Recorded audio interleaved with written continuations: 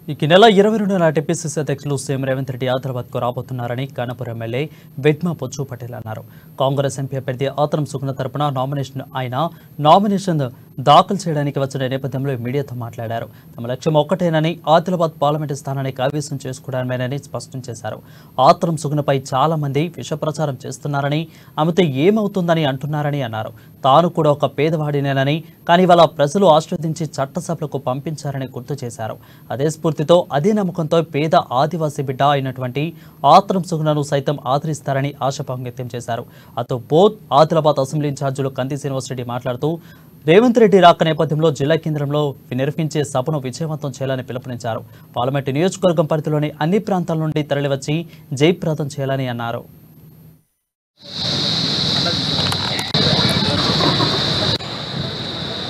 గౌరవ శ్రీ రేవంత్ రెడ్డి గారు మన ఆదిలాబాద్ జిల్లా కేంద్రంలో రాబోతున్నారు.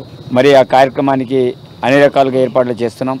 ఉదయమే సమావేశం ఏర్పాటు చేసి తదనంతరం మా అభ్యర్థితోటి మరో సెట్ని నామినేషన్ ఆ రోజు దాఖలు చేయబోతున్నాం. కాబట్టి మా యొక్క లక్ష్యం ఒకటే, ఆదిలాబాద్ పార్లమెంట్ సెగ్మెంట్ని గెలిపించడం మా లక్ష్యం.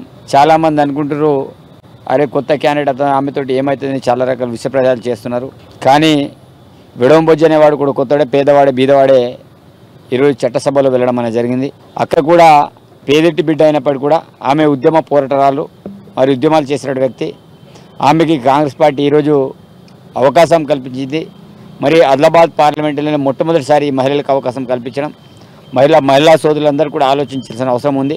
ఎందుకంటే గౌరవ ముఖ్యమంత్రి గారు వారి యొక్క నామినేషన్ రాబోతున్నారు. కాబట్టి ఆ రోజు కూడా ఆదిలాబాద్ పార్లమెంట్ నియోజకవర్గాలు అన్ని నియోజకవర్గాల నుంచి పెద్ద ఎత్తున కాంగ్రెస్ పార్టీ కుటుంబ సభ్యులు కావచ్చు, ప్రజలు కావచ్చు, అందరూ పెద్ద ఎత్తున వచ్చి మరి గౌరవ ముఖ్యమంత్రి కార్యక్రమాన్ని విజయవంతం చేయాల్సిందిగా విజ్ఞప్తి చేస్తున్నాము. 22వ తారీఖు నాడు గౌరవ ముఖ్యమంత్రి గారు మా రేవంత్ రెడ్డి గారు, మా నాయకుడు పిసిసి అధ్యక్షులు రేవంత్ రెడ్డి గారు వస్తున్నారు. ఆదిలాబాద్ నుంచి ఎన్నికల ప్రచారం ఆదిలాబాద్ పార్లమెంట్లో ప్రారంభించబోతా ఉన్నారు. సో ఉదయమే 9 గంటల నుంచే ఇక్కడ జనజాతర జరగబోతా ఉన్నది. ఆ ప్రజా దీవెన అడగడానికి వస్తూ ఉన్నారు. వారి సభకి అశేషంగా లక్షలాదిగా ప్రజలందరూ కూడా ఆదిలాబాద్ పార్లమెంటు 7 నియోజకవర్గాల నుంచి తరలి రావాలని మనస్ఫూర్తిగా విజ్ఞప్తి చేస్తూ ఉన్నాము. సో రేవంత్ రెడ్డి అన్న ప్రమాణ స్వీకారం చేసిన తర్వాత దాదాపు 3వసారి ఇక్కడికి రావడం.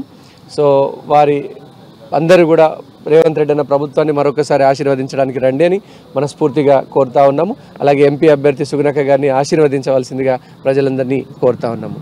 జై కాంగ్రెస్. రాబోయే 22వ తారీఖున మా గౌరవ ముఖ్యమంత్రి గారు శ్రీ రేవంత్ రెడ్డి గారు రావడం జరుగుతుంది. కావున కాంగ్రెస్ పార్టీ కార్యకర్తలకు, నాయకులకు మరియు ప్రజలకు ఒకటే విజ్ఞప్తి చేస్తున్నాను, ఆ రోజు భారీ ఎత్తున తరలి వచ్చి కార్యక్రమాన్ని విజయవంతం చేయగలరని